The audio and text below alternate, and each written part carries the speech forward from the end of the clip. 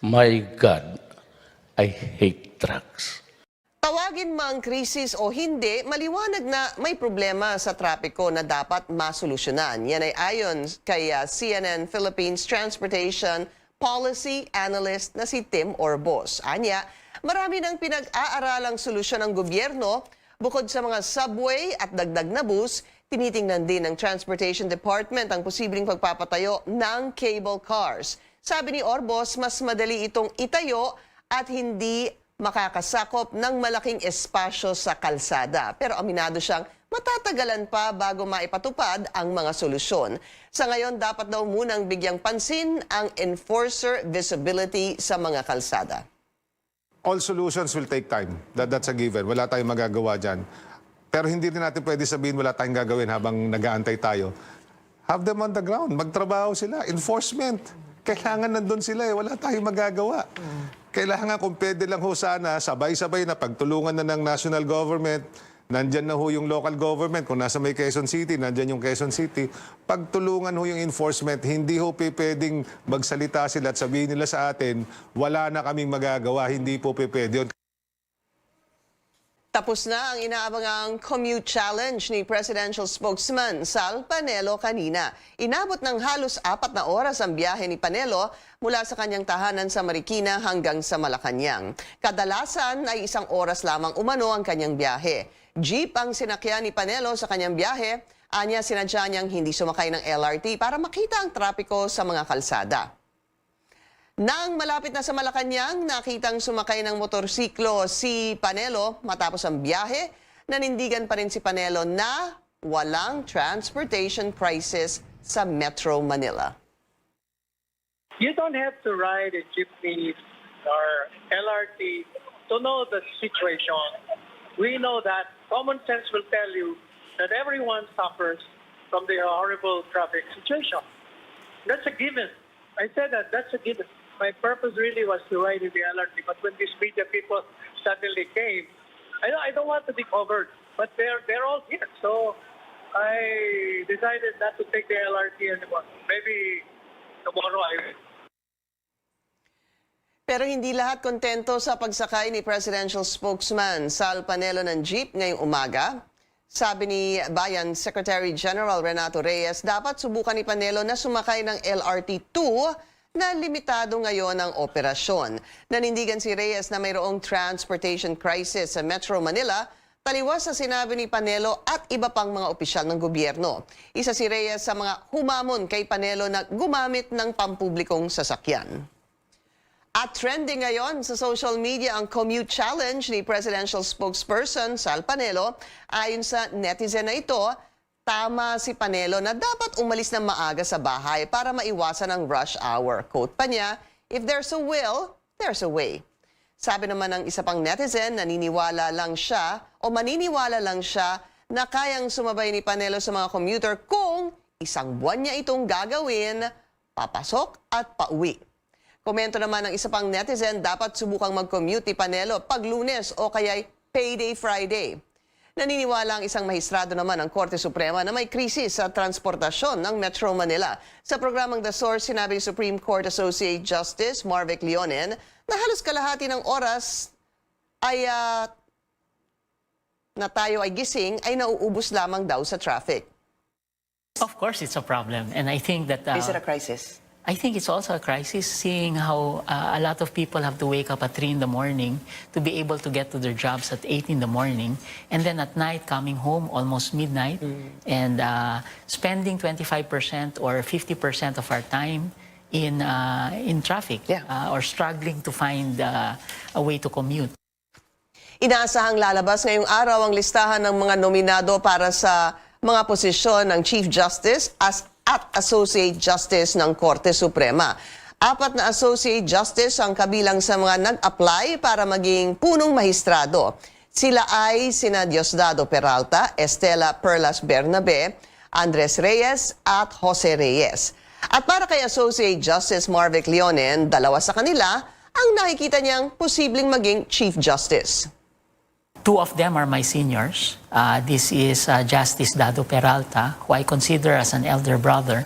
The other one is a very close colleague This is Estela or Telly Perlas Bernabe. They are both very competent. And I would not say favoring because I am not in a position to favor. But I know of their different competencies. The competency also of Andy Reyes and Joey Reyes.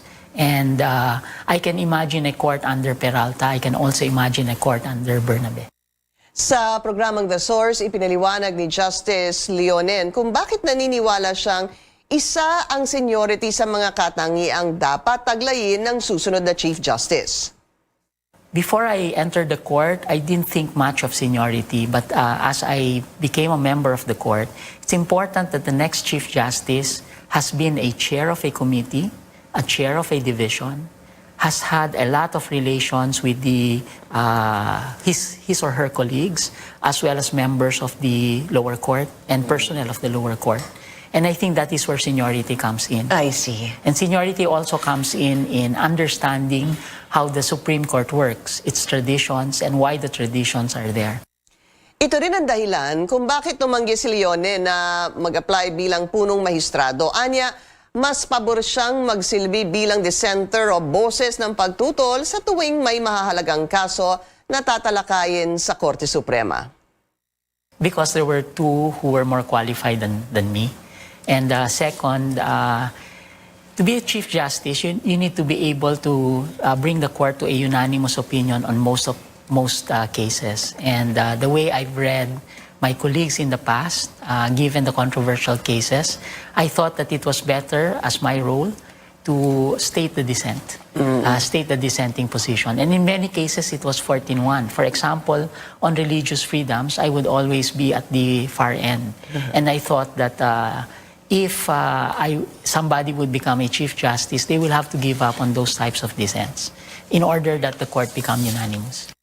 Sangayon naman si Justice Leonen sa pananaw ng ilan na karapat-dapat din maging punong mahistrado si Senior Associate Justice Antonio Carpio. Una nang tumanggi si Carpio sa kanyang automatic nomination dahil 8 araw lamang siyang maupo bilang Chief Justice sakaling maluklok.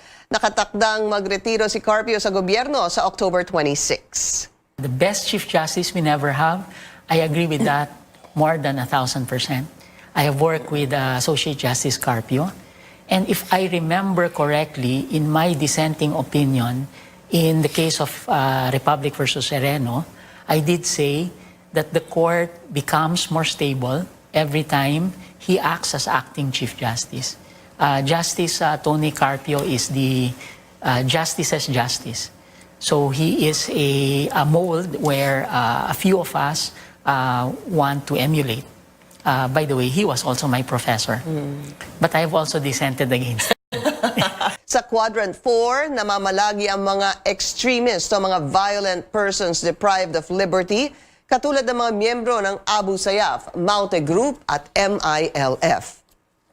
Yung pag-trigger nun, ang ating inimbestigahan, pwedeng ito ipinain para sa mga person natin na nagsasagawa ng demolition ng mga illegal structures. Kung nakakapasok nga yung billiard table di ba? Kung nakakapasok nga yung oven, saka refrigerator, at saka pati freezer, yung pa kaya na maliit na gano'n, di ba? At kausapin po natin ngayon si Bureau of Corrections spokesperson Major Wena Fe Dalagan. Magandang tanghali po sa inyo, ma'am. Hello, ma'am. Good afternoon. Yes, ma'am. Ano ho ang karagdagang detalye niyo sa nangyari kanina? So far, ma'am, ang investigation po natin ay ongoing at nandun na po sa area, ma'am, ang EOD, NCR, and K9 para po ma-verify for baka meron pa pong mga improvised na info para malinis po yung area. Tinawag nga po itong security breach, ma'am. Yes, ma'am. Malaki pong security yan sa panig po ng pangungulungan kasi yan po ay will not pose threat only to the PDL but also to the personnel po ng Bucor. Pero ang amin pong balita, ma'am, wala naman daw nasaktan sa insidente? Yes, ma'am. Wala pong casualty, wala pong na-injured na PDL or personnel po na nag-clearing operation po sa maximum compound. Sino po yung mga nasa lugar kung saan nangyari yung pagsabog? Yung quadrant 4 po ma'am ay yun po yung mga kinoconsider po natin na mga BEOs or yung mga high risk po natin na mga PDL po na nakakulong. Mhm. Opo. At buti po, wala namang nasaktan kahit na sino doon. Yes ma'am, yun po ang ating pinagpapasalamat at wala naman pong nasaktan po ma'am. Meron ho nakuhang mga hand grenades? Mga fragment po yung nakuha doon ma'am nung ating inspecting team and as of now po ma'am ay kinokollect pa po natin yung written investigation report po na ginagawa po. Ang malaki ho siguradong palaisipan dito ay papaano nakapasok yung IED sa loob ng kulungan. Yes ma'am, yun po ang isa sa ating iimbestigahan and we will after ng ating mga clearing operations kasi ito po ma'am ay mahabang na pag-init po ng MBP, maximum compound bomb. So, kamusta po yung demolition ng illegal structures? Nagpapatuloy ho ba ngayon? Yes ma'am, nasa pangatlong araw na po tayo and unti-unti na po nating nakikita yung air.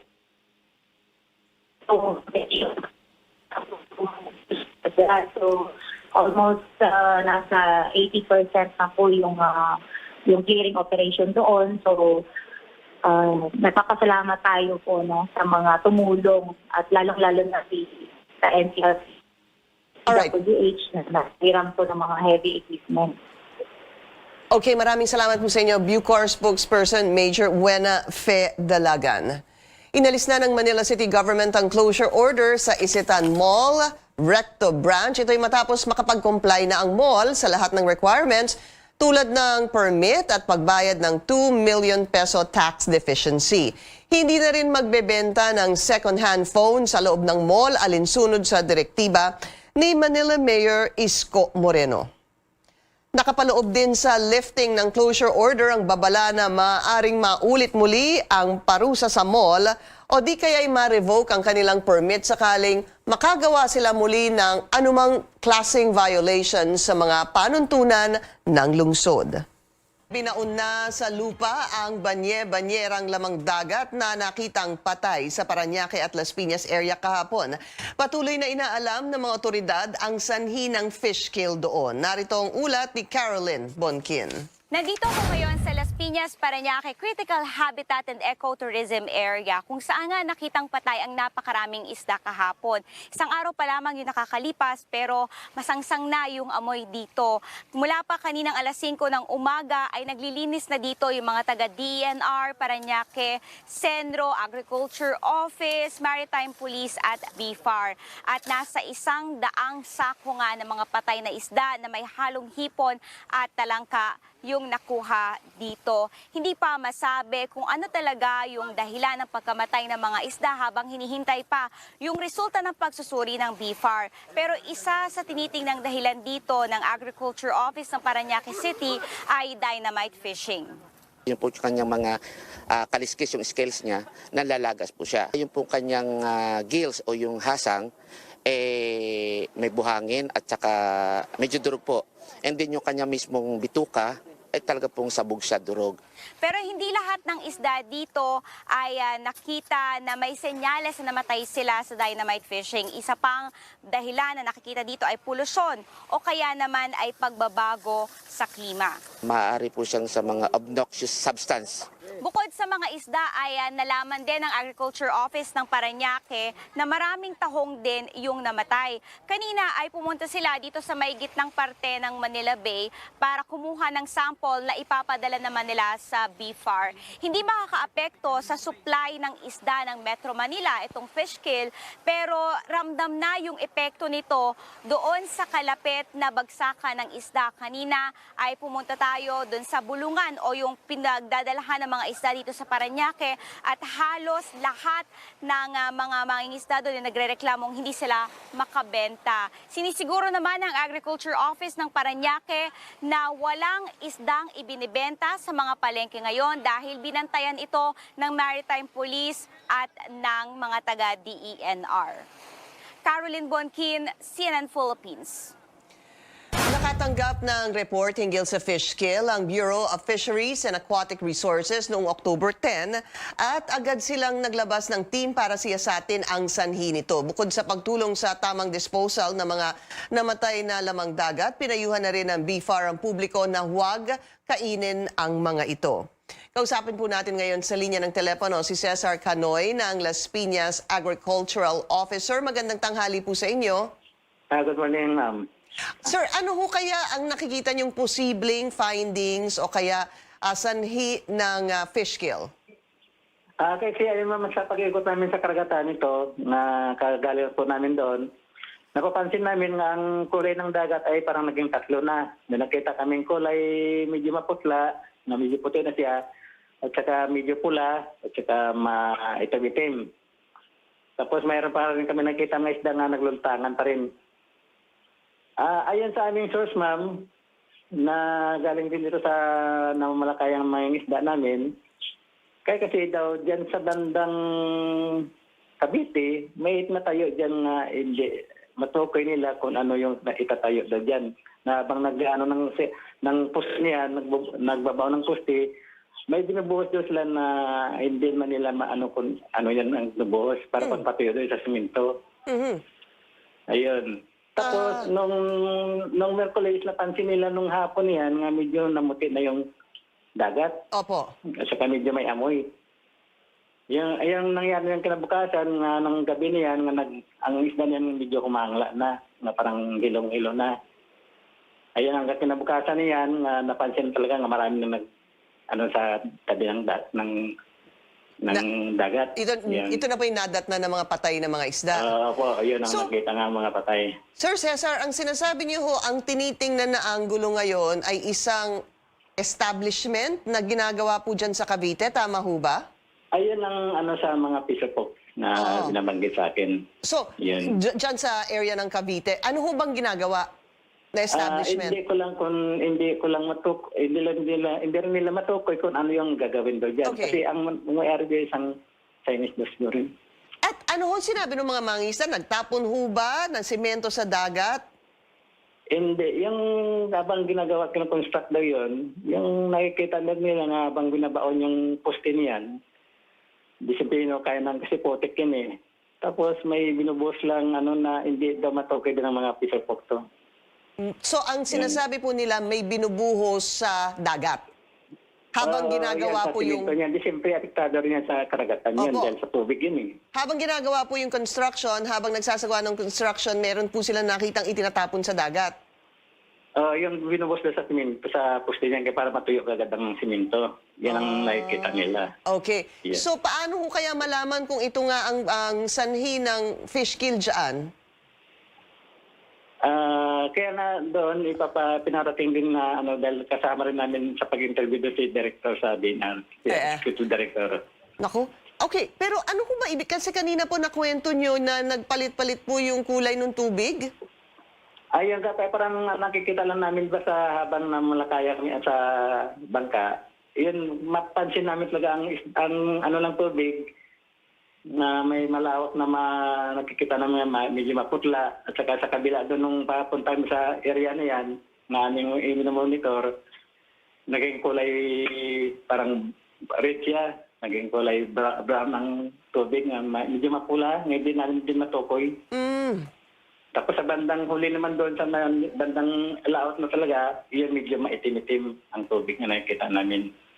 Ano ho kaya ang dapat gawin muna ngayon para hindi... Kaya na kumuha ng sample ang Parañaque na sa galing sa dagat sa laot mismo ng tubig, yan ang pinapadala doon sa DNR. Sir, ano ho kaya ang dapat gawin para hindi na lumala pang sitwasyon? Para sa akin, ma'am, talagang kailangan masuri talaga ang tubig. Kailangan po masuri ang tubig na mabuti? Opo. Kung yan ay sanit talaga ng chemical. Kasi napapansin din dito sa aming area, nasabi ng mga misda na ang pating bato nga namumuti din eh. Mukha Para akong bang, parang parang binuhusan ba ng chlorine na pumuputi. I see. Alright, so alamin po natin kung ano maging pagsusuri dyan. Maraming salamat po sa inyo, Sir Cesar Canoy ng Las Piñas Agricultural Office. Sa mga customer ng Manila Water, maaari pong tumaas ang singil sa tubig na posibleng umabot daw ng 27 pesos per cubic meter. Ipatutupad ito kapag pinalna ang hindi balik na rin ng Korte Suprema ang pagpataw sa multa sa kumpanya. Noong Agosto, pinatawa ng halos 1 bilyong pisong multa ng Korte Suprema ang Manila Water dahil sa paglabag sa environmental laws.